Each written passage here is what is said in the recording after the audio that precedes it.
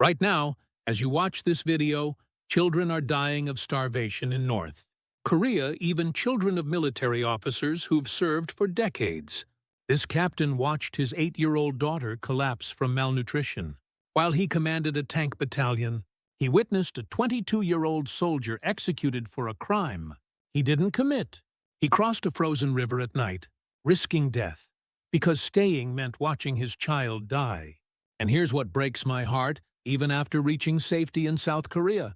He cannot send money to save his daughter without putting her in greater danger. The regime monitors defectors' families. Receiving money from the South can mean imprisonment or worse. 25 million people remain trapped in this system, and the world has looked away for too long. Your subscription amplifies these urgent voices. Join us in making a difference. Subscribe now, because these stories cannot wait. I served as a company commander at a military base near Hyesan in Yangon province. I held the rank of captain. We were a special forces unit skiing across snowfields, running combat drills. The locals looked at us with pride, and I felt the same. I believed I was protecting my country. But that was just the surface. Inside the base, everything was different. The tank unit I commanded had T-34s and Chonmahos, all of them old, barely functional. A single tank needed 800 liters of fuel just to move, and even that wasn't supplied properly. I got to sit behind the wheel maybe 10 minutes a year. They said we had to conserve fuel. One day, I was finishing maintenance and checking the fuel tank. That's when I saw it, a senior officer secretly siphoning off fuel. He was filling plastic containers, draining it right out. I froze. He glanced at me and said, "Sell this outside and it's worth a house. You know we can't survive on our salary." I couldn't say anything. He was right. A soldier's wage couldn't feed a family for even one meal. Still, stealing tank fuel was different. We could barely train as it was if they took the fuel too. What kind of soldiers were we? A few days later, that officer replaced the stolen fuel with water. He figured if the volume matched, no one would notice during inspections. But it didn't take long for things to fall apart. During training, one of the tank engines shut down. Water had mixed with the fuel. The higher-ups blamed the maintenance soldier, a 22-year-old kid. He didn't know anything. But the officer shifted the blame onto him, and the young man was punished. I watched it happen and said nothing. If I testified, I'd be dragged down too.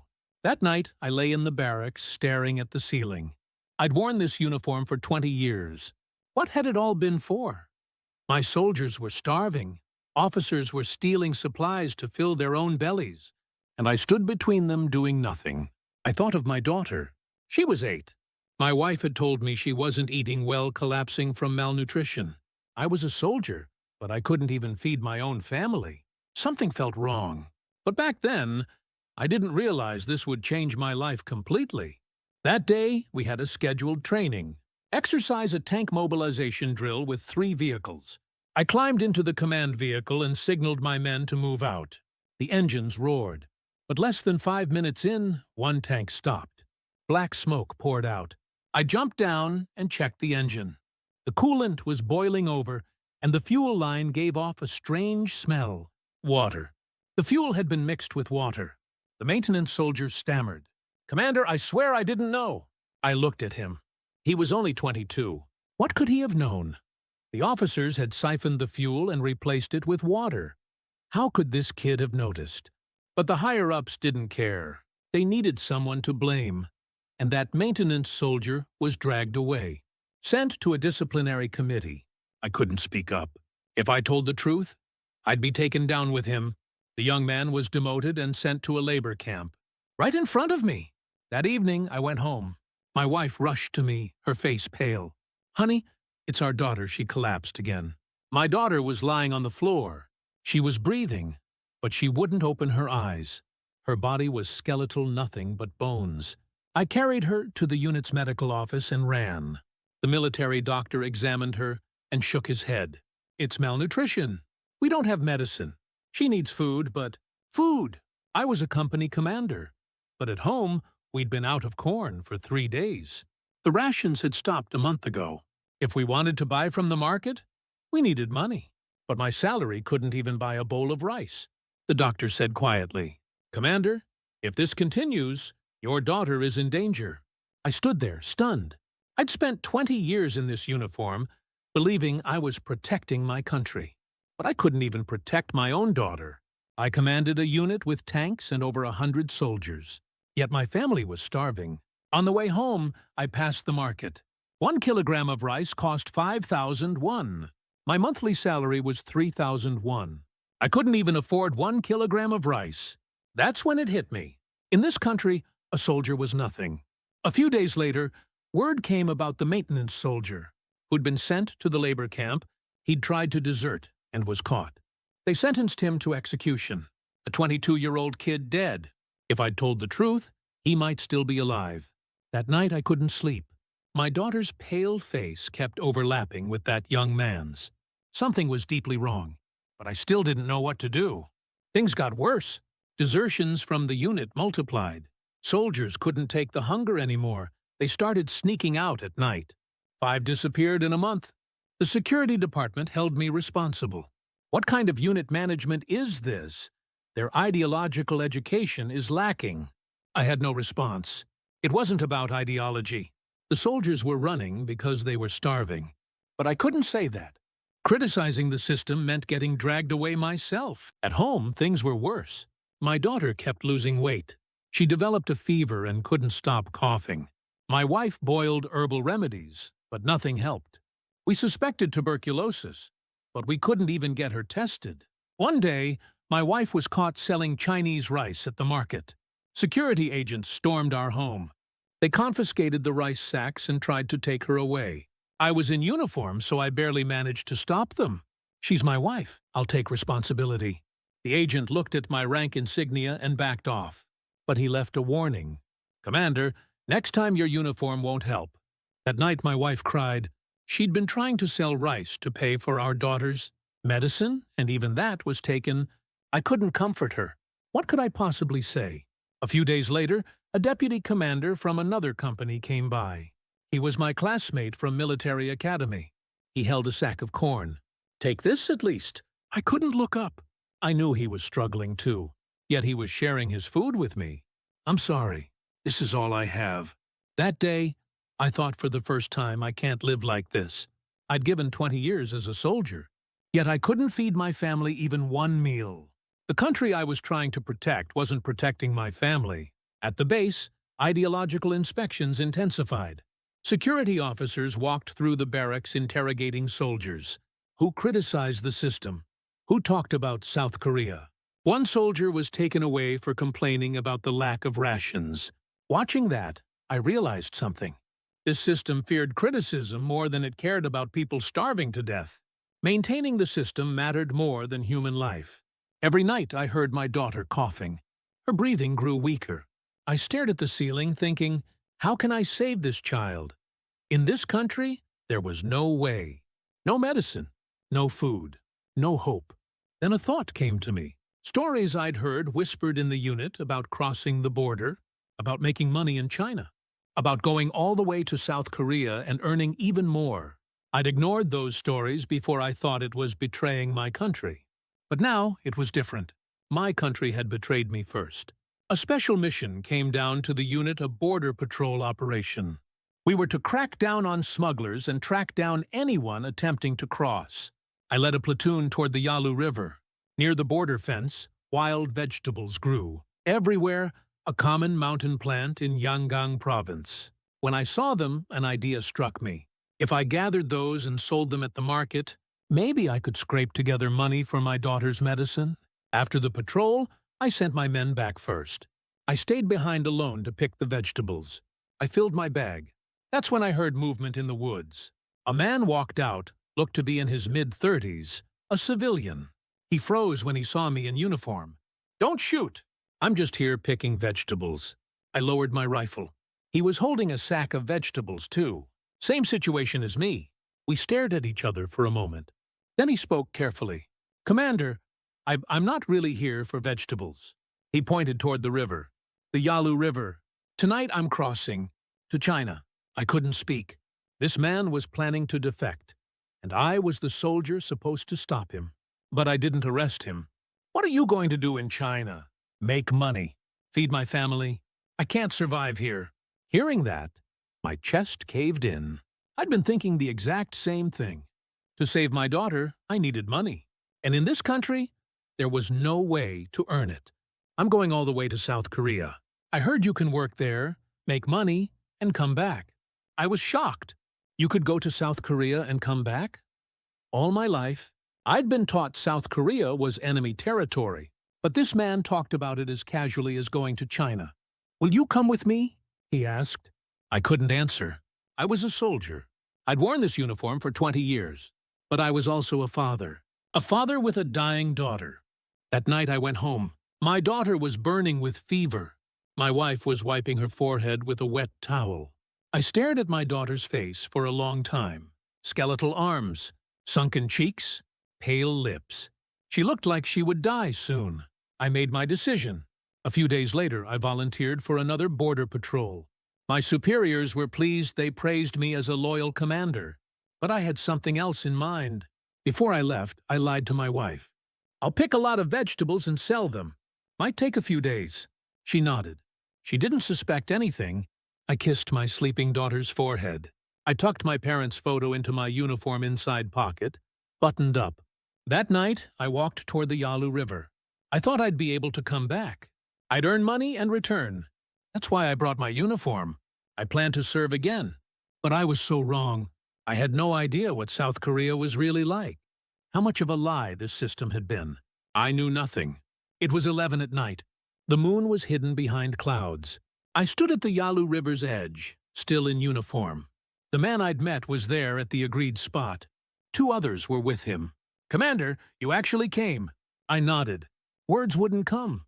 20 years of military life ending tonight. No, I tried not to think that way. I was coming back. The sound of the river reached me. The Yalu was narrower than I'd expected, but the current was strong. Ice had formed, but not thick enough to walk on. We'd have to go through the water. We need to go now. The patrol will be here in 10 minutes. The man entered the water first. It rose to his waist. I followed. The water was ice cold. I felt like I couldn't breathe. The current pulled at me. I clawed at the riverbed desperately. My military training helped, but months of not eating properly had left me weak. I struggled to hold my breath. Then I saw light. The patrol. I ducked my head underwater. My heart felt like it would burst. The light swept over the surface. I heard voices. Nothing unusual. The light disappeared. I lifted my head out of the water, gasped for air. The others had already climbed up the Chinese side. I crawled up the bank. My hands slipped. Frozen dirt dug under my nails. Blood came out, but I couldn't feel it. My whole body was numb from the cold. Finally, I stepped onto Chinese soil. I collapsed right there.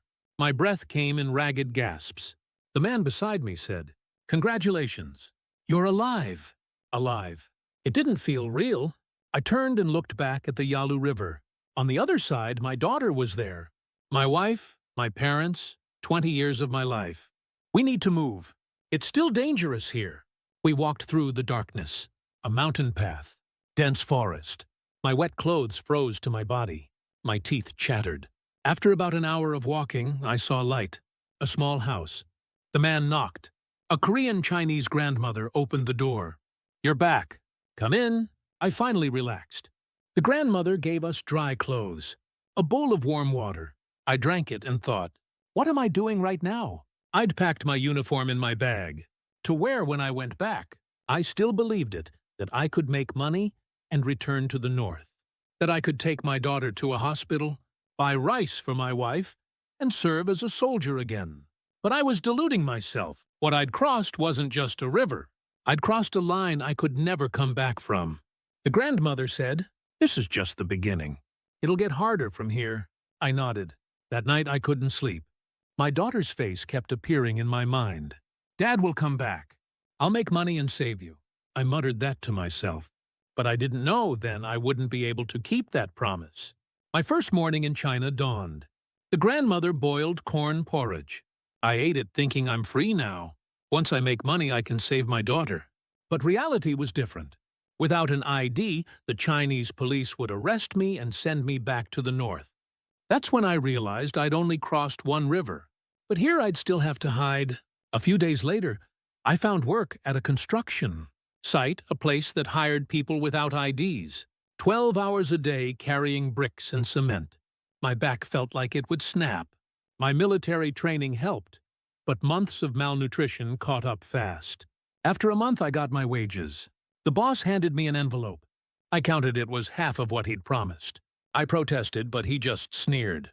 Who was I to argue without an ID? If I reported him, I'd be the one arrested. That money wasn't even enough for my daughter's medicine. Every night, I slept in a cramped room with other defectors. 6 of us in one room, all from the north.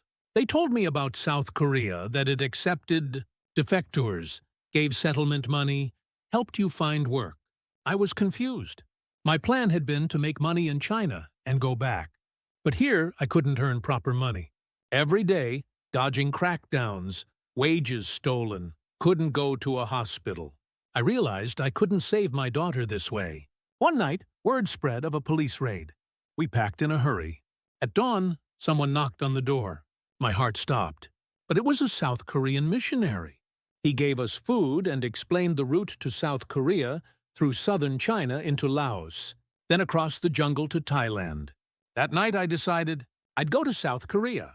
I'd earn real money there and bring my daughter over. I took out the uniform I'd packed, stared at it for a long time. Then I threw it away. I wasn't a soldier anymore. The Korean-Chinese grandmother held my hand as I left. Tears gathered in her eyes. I squeezed her hand tight. All I could say was, "Thank you." A few days later, I climbed into a cargo truck, heading south toward the southern Chinese border. Scenery blurred past the window. I looked north. Somewhere beyond the Yalu River, my daughter was there. I repeated to myself, just wait a little longer. Dad will come get you. The journey to southern China took 3 days, hidden in the back of a cargo truck. We could barely breathe. Every time we passed a checkpoint, my heart felt like it would explode. We reached the Laos border. A broker the missionary had connected us with was waiting. He led us into the mountains. We crossed into Laos. The jungle began. We walked through the Laosian jungle for 3 days. There was no path. I tripped over tree roots, got scratched by thorns, bitten by insects. We drank from streams and ate only the dry bread the broker gave us. At night, we heard snakes. I couldn't sleep. One of the women collapsed from exhaustion. The broker carried her and kept walking. I tried to help, but I could barely stand myself. My military fitness was long gone. When we finally reached the Thai border, Thai police appeared. We were arrested on the spot, taken to a police station. I thought, this is it. I'm being sent back. We were locked in a cell with other defectors. Everyone looked hopeless. Some were crying. Others stared blankly at the walls. 2 days passed. Word came that the broker had contacted the South Korean embassy. Hope flickered. But I couldn't be sure. Would they really take us or send us back north? On the 3rd day, an official from the South Korean embassy arrived. He verified our identities and filled out paperwork. He spoke with the police. I watched and prayed, please, please send us to South Korea. A few days later, we were released. An embassy vehicle picked us up. We were heading to Bangkok, Thailand's capital. In the car, I let out my first sigh of relief. We arrived at the South Korean embassy in Bangkok. A South Korean flag hung in front of the building. I saw that flag and tears came. For 20 years, I'd been taught it was the enemy's flag. But now, it was different. It was the flag of the country that saved me. We stayed at the embassy for a few days. Identity verification. Paperwork.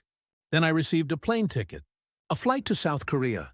On the way to the airport, I looked out the window and thought, I'm really going to South Korea, to a place where I can earn the money to bring my daughter over. I'll work hard there and save her. I promised myself. I boarded the plane, my first time ever flying. I sat down and fastened my seatbelt. The engines roared. The plane started moving. As we took off, I closed my eyes. That night, crossing the Yalu River came back to me. My daughter's face, my wife's face, my parents' faces. Everything I'd left behind flashed through my mind. The plane climbed into the sky. I looked out the window. Above the clouds, somewhere below, North Korea was there, where my family was. I pressed my hand against the glass. Just wait a little longer. Dad will come back. I arrived at Incheon Airport. The moment I stepped off the plane, I stopped. The airport was bright as daytime, even though it was night. A sight unimaginable in the north. I thought, did they turn on all these lights to welcome a North Korean soldier? I was taken to the National Intelligence Service for questioning. I was nervous, but the staff were kind. They didn't threaten or intimidate me. They told me to sit comfortably. At mealtime, food arrived. White rice. I doubted my eyes. Kimchi, soybean paste stew, and even meat. Even as a company commander, I'd never dreamed of a meal like this. The next day, white rice again. And the day after, every meal white rice. That's when I realized this is normal here. Everything I'd been taught in the North was a lie. I spent 3 months at Hanawon, a resettlement center where we learned to adapt to South Korean society. I met other defectors there. They told me something shocking. You could send money from South Korea back to the North? My ears perked up. I thought I can save my daughter. But what they said next crushed me. It could only be done through brokers illegally, and they took half as commission. Worse, in the North, families of defectors were monitored. The security department would show up asking where the money came from. If they discovered the remittance, the family would be punished. In North Korea, there's a system called collective punishment. If one person defects, the remaining family is watched for life, can't go to university, can't join the military, can't get good jobs. The moment I defected, my daughter and wife became the lowest class of citizens. Even more shocking, sending money actually put your family in more danger. The security department would suspect them, confiscate the money, and sometimes drag them to labor camps. I'd left to save my daughter, but I'd only made her more vulnerable. That night I couldn't sleep. My daughter's face kept coming back. How is she doing now? Is she eating? Did she get medicine? Is the security department harassing her? I left Hanawon and received settlement. Money, more money than I'd ever seen in my life. I got a factory job. I earned 3 million won a month. My monthly salary in the North had been 3,000 won. Here, I was making over 100 times that. Looking at that money, I cried. This amount could have bought 3 or 4 houses in the North. Not just medicine for my daughter. My family could have lived on this for years, but I couldn't send it. If I did, my daughter would be in danger. Life in South Korea was hard. My accent was different. I couldn't understand the words people used. I panicked at a supermarket when I didn't know what self-service meant. The first time I saw toilet paper on a roll, I was moved. In the North, we used newspaper. But even when it was hard, I didn't regret it. I learned how good this place was. You could speak freely, go wherever you wanted. Lights stayed on at night, and you could eat your fill. Sometimes I go to defector gatherings. I meet people in the same situation. Everyone left family behind. Everyone misses them. Everyone feels guilt. Everyone hopes for reunification. Now I know. I can't go back to the North. I can't bring my daughter over. Not yet, but I believe someday it will be possible. When reunification comes, every night I look north at the sky. Somewhere beyond, my daughter is there. She'd be about 10 now. Is she going to school? Is she growing up? Healthy? Does she even remember her father? I pray every day. Sweetheart, just wait a little longer. When reunification comes, Dad will come find you. Until then, stay healthy. Dad is working hard here, preparing for the day we meet again. I lived 20 years as a North Korean soldier. Now I'm living as a South Korean. I've learned what freedom is. I've learned how precious this land is. And I've come to understand why reunification is necessary. If this video was helpful, please subscribe and like. Thank you so much for taking the time to listen to my story. I truly appreciate it from the bottom of my heart. Thank you.